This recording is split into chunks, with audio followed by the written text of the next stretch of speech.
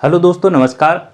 आप सभी का स्वागत है। और आज हमारा जो टेंस का पार्ट है वो है प्रेजेंट परफेक्ट। इससे पहले हमने प्रेजेंट कंटिन्यूअस को करवाया था और एक हम लिंक के तौर पर इसको कर रहे हैं। कहीं ना कहीं इसका बहुत ही महत्वपूर्ण रोल है, जैसा कि हर एक वीडियो में आपको बताते हैं।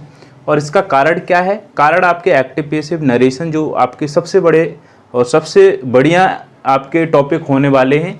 हर एक एग्जाम में यहाँ से प्रश्न बनते हैं, 2 से 3 प्रश्न यहाँ से ही बनते हैं, तो उसके लिए बहुत ही महत्वपूर्ण ये टॉपिक हो जाता है। तो इसको आज करवाते हैं, प्रेजेंट परफेक्ट को किस प्रकार से करते हैं। करें, होता क्या है परफेक्ट? हर एक टेंस में परफेक्ट होता है, चाहे पास्ट की बात करें चाहे फ्यूचर की बात करें। तो इसकी पहचान भी होती है। पहचान क्या होती है? सहूलियत के हिसाब से बोला जाता है कि हिंदी वाक्यों के अंत में चुका है, चुकी है, चुके हैं, इस प्रकार के जब वाक्य आते हैं तो उसको हम बोल सकते हैं कि ये परफेक्ट है, यानी प्रेजेंट परफेक्ट है। हिंदी वाक्यों के अंत में चुका है, चुकी है, ये सभी प्रकार के जब शब्द देखने को मिले तो बोलते हैं कि ये परफेक्ट टेंस है। लेकिन ये हिंदी में है, लेकिन इंग्लिश में हमें किस प्रकार से याद करना है, इसमें हेल्पिंग वर्ब क्या है, इसको यूज क्या करना है, इसमें जो मेन वर्ब है उसकी किस प्रकार से यूज करना है। तो हेल्पिंग वर्ब की बात करूं मैं, इसमें हेल्पिंग वर्ब,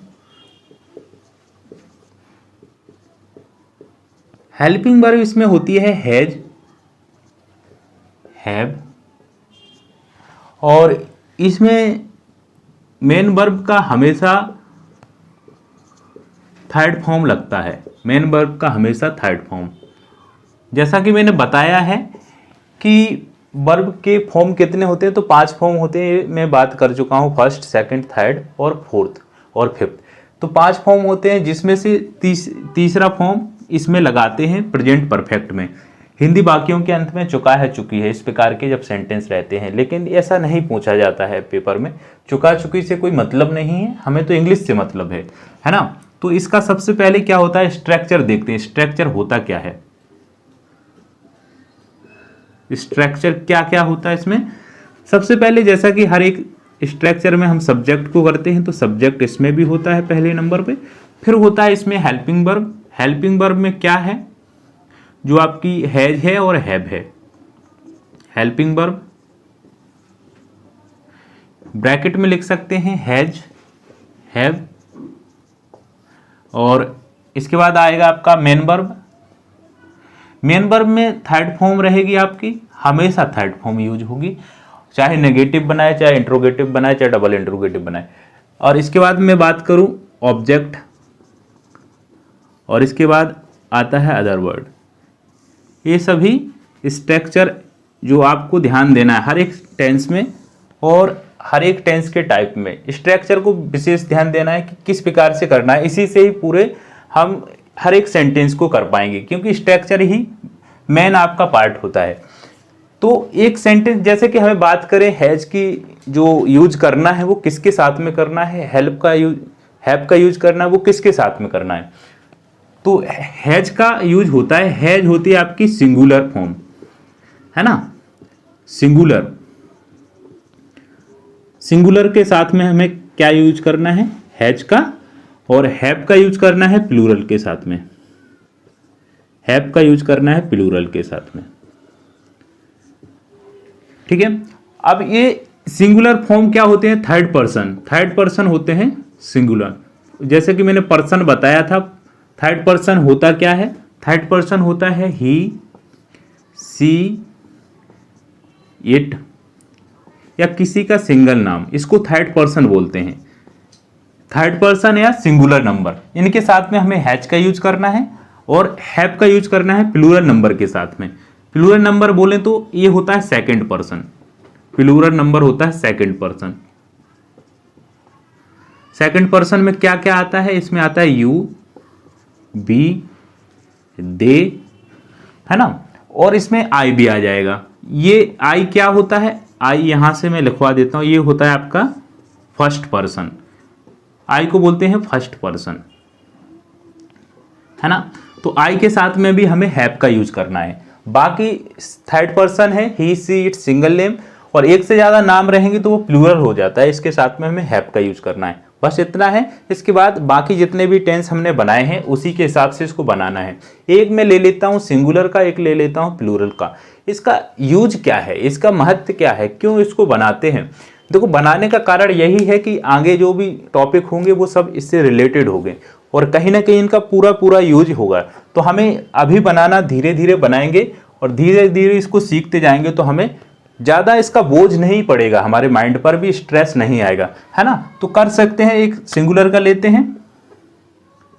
सिंगुलर का जैसे कि ही के साथ में क्या करना है यूज, हमें हेल्पिंग वर्ब के तौर पे हैज का यूज करना है। ही हैज,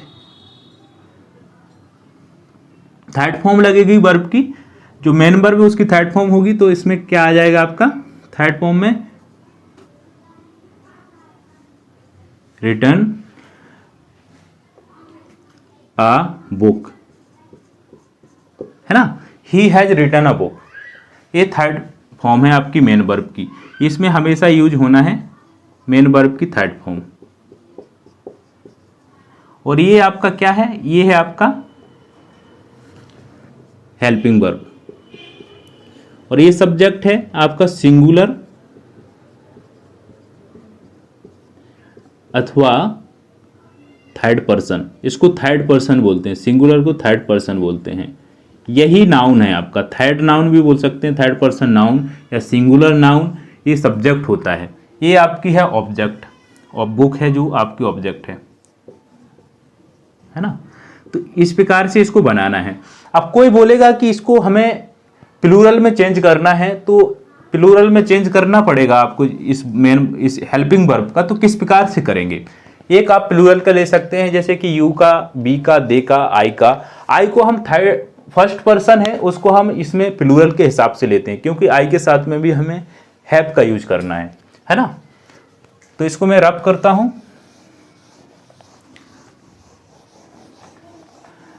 तो इसका यूज बहुत है। कोई भी टेंस है, चाहे पास्ट में भी बात करेंगे तो पास्ट में भी ऐसा ही करना है। थर्ड आपकी मेन वर्ब का थर्ड फॉर्म इसमें भी लगेगा और पास्ट में भी लगेगा, फ्यूचर में भी लगेगा। वर्ब इसकी हेल्पिंग वर्ब बदलेगी, जैसे कि पास्ट में बात करेंगे तो हैड का यूज करेंगे, है ना। एक हम ले लेते हैं प्लूरल का। प्लूरल में यू ले लेते हैं। यू के साथ में हमें यूज करना है हैव, सीन। सी की थर्ड फॉर्म सीन होती है। यू हैव सीन मूवी, है ना, movie. You have seen movie. Seen तो आपका मेन वर्ब है, मेन वर्ब का थर्ड फॉर्म है। हैव आपकी हेल्पिंग वर्ब है और यू आपका प्लूरल नाउन सब्जेक्ट है। या इसको बोल सकते हैं, इसमें ये भी पूछ सकते हैं कि इसमें पर्सन कौन सा है। पर्सन भी पूछ सकते हैं कि इस सेंटेंस में कौन सा पर्सन है। तो इसमें आप बता सकते हैं कि इसमें सेकंड पर्सन है। इसमें कौन सा पर्सन है? सेकंड पर्सन, है ना। तो सेंटेंस कोई भी दिया हो उसमें प्रश्न पूछने के तरीके हर प्रकार से हो सकते हैं। किसी में ये भी पूछ सकते हैं कि इसमें हेल्पिंग वर्ब क्या है। तो हेल्पिंग वर्ब आपकी क्या है? हैव है। वर्ब का मेन वर्ब का कौन सा फॉर्म है? इसमें थर्ड फॉर्म है। और इसमें पर्सन भी पूछ सकते हैं, जैसा कि मैंने बताया है प्लूरल में हमेशा जो पर्सन होता है वो होता है सेकंड पर्सन, है ना। तो ये पर्सन है सेकंड पर्सन। इसमें हम इसको नाउन बोल सकते हैं। सब्जेक्ट हमेशा नाउन होता है। जब सब्जेक्ट का हमें ऑब्जेक्ट के रूप में यूज करना है तो वो हमारा प्रोनाउन हो जाता है। प्रोनाउन क्या होता है? जब सब्जेक्ट का हम ऑब्जेक्टिव रूप लेते हैं, यानी यू का हम ऑब्जेक्टिव रूप लेंगे तो योर हो जाएगा, तो वो क्या हो जाएगा? वो आपका प्रोनाउन हो जाएगा। यानी नाउन के स्थान पर जिसको हम यूज करते हैं, जिस शब्द को हम यूज करते हैं उसको प्रोनाउन बोलते हैं, है ना। तो इसमें नाउन ये है आपका यू है। इसमें पर्सन आपका सेकंड पर्सन है। इसमें सिंगुलर नंबर है प्लूरल, तो इसमें प्लूरल नंबर है ना। तो इस प्रकार की बातें हैं जो हर एक सेंटेंस में आपको देखने को मिलती हैं। ये आपका सिंपल का स्ट्रक्चर था। एफर्मेटिव भी इसको बोलते हैं, इसी को आप सिंपल भी बोल सकते हैं। यहां लिख देंगे हम एफर्मेटिव। एफर्मेटिव यानी साधारण वाक्य का स्ट्रक्चर है। अब इसको नेगेटिव बनाते हैं या इंट्रोगेटिव बनाते हैं तो इसमें क्या करते हैं, बस आपको नॉट का यूज कहाँ पे करना है, जो आपकी हेल्पिंग वर्ब रहेगी उसके बाद करना है, इसके बाद बाकी वही सब कुछ रहता है ना। तो मैं नेगेटिव का भी बना देता हूँ एक। तो नेगेटिव को किस प्रकार से करना है उसको भी एक एक करके देख लेते हैं, एक सिंगुलर का एक प्लूरल का। एक आई का ले लेंगे इसके बाद, जैसे कि ये है नेगेटिव। नेगेटिव में आपका सबसे पहले सब्जेक्ट रहेगा, इसके बाद आपका रहेगा हेल्पिंग वर्ब हैज या हैव, इसके बाद नॉट रहेगा नॉट, इसके बाद आपका आएगा मेन वर्ब। मेन वर्ब का थर्ड फॉर्म, हमेशा थर्ड फॉर्म यूज होता है परफेक्ट में, हमेशा, ये ध्यान देना है। कभी कभी ये भी पूछ लेते हैं कि परफेक्ट टेंस में वर्ब का कौन सा फॉर्म यूज होता है, मेन वर्ब का कौन सा फॉर्म यूज होता है। तो ये पूछते तो नहीं, लेकिन सेंटेंस में हमें एरर देखने को आता है जब उसमें लिखा हो फर्स्ट, आपकी फर्स्ट फॉर्म दी हो और उसमें पूरा परफेक्ट का रूल लगा हो, तो हमें मेन वर्ब के हिसाब से भी उसको छांटना पड़ता है कि कहीं ना कहीं मेन वर्ब में तो गलती नहीं है। जब आप गलती को देख पाएंगे तभी देख पाएंगे जब उसके बारे में, उसके रूल के बारे में जानेंगे या उसकी जो भी उसकी कंडीशन होगी उसके बारे में जानेंगे, तभी आप एरर को छांट पाएंगे। जब छोटी छोटी चीज़ों को हम पहचानते हैं तब बड़ा काम कर पाते हैं। तो इसमें हम मेन वर्ब की थर्ड फॉर्म यूज करेंगे, हमेशा परफेक्ट की बात कर रहा हूँ। इसके बाद ऑब्जेक्ट, इसके बाद आएगा आपका अदर वर्ड। अदर वर्ड वो शब्द होते हैं जिसके द्वारा एक सेंटेंस को कंप्लीट बनाया जाता है। और सेंटेंस कंप्लीट कब होता है, जब किसी न किसी प्रकार से उसका सेंस हो, कोई उसका मतलब निकले, तभी सेंटेंस बनता है। ऐसा नहीं आप कुछ भी बोलें और उसका मतलब कुछ भी ना हो तो वो सेंटेंस नहीं है, उसको कंप्लीट सेंटेंस नहीं बोल सकते हैं। जिसका कुछ ना कुछ मतलब हो वही कंप्लीट सेंटेंस होता है। अब हम बात करते हैं, इसका भी एग्जाम्पल एक ले लेते हैं। अब मैं लेता हूं आई के साथ में। आई के साथ में किस प्रकार से यूज करना है, तो आई के साथ में हमें हमेशा याद रखना है कि हैव का यूज करना है। आई हैव नॉट संग a song, I have not, तो ये नॉट लगाना है बस हेल्पिंग वर्ब के बाद में, बाकी वही का वही आपका स्ट्रक्चर रहता है। और ये सिंग की थर्ड फॉर्म है संग, SUNG संग, है ना। तो इसका यूज हमें देखना है, बाकी हमारा वही का वही रहेगा। और आई क्या है, अब इसमें भी पूछ सकते हैं आई क्या है, इसमें कौन सा पर्सन है, दिए गए सेंटेंस में कौन सा पर्सन है, इसमें छांटना पड़ेगा। तो इसमें पर्सन है आई आपका फर्स्ट पर्सन, पर्सन है फर्स्ट पर्सन, क्योंकि आई को हम फर्स्ट पर्सन में देखते हैं, इसको लिखते भी हैं। इसके बाद इसमें बात करें हम कि ये फर्स्ट पर्सन तो हो गया, और इसको हम प्लूरल में रखेंगे कि सिंगुलर में रखेंगे। तो अभी हम इस सेंटेंस में आई को हम प्लूरल में रखते हैं, तो इसमें प्लूरल बोल सकते हैं, है ना, क्योंकि ये प्लूरल में है अभी। लेकिन इसमें पर्सन के हिसाब से इसको हमें देखना है, क्योंकि कहा जाता है कि किसी भी सेंटेंस में हमें जब उसकी हेल्पिंग वर्ब लगाना है तो उसमें हमें या तो नंबर देखना है या पर्सन देखना है। तो दो में से हमें एक कोई भी मिल जाए तो ठीक है, तो इसको हम ज़्यादा अच्छा मानेंगे क्योंकि इसमें हम पर्सन देखेंगे। फर्स्ट पर्सन के साथ में भी हमें हैव का यूज करना है परफेक्ट टेंस में, प्रेजेंट परफेक्ट टेंस में। तो फर्स्ट पर्सन है, फर्स्ट पर्सन के साथ में हमने यूज किया है हैव का, है ना। तो ये चीज़ें हैं। बाकी बी के साथ में हमें यूज करना है हैव का, क्योंकि बी भी आपका क्या है, फर्स्ट, बी आपका प्लूरल नंबर है, प्लूरल नंबर है, और इसको हम बोल सकते हैं कि ये प्लूरल नंबर है तो ये सेकंड पर्सन है, सेकंड पर्सन, ठीक है। बाकी नॉट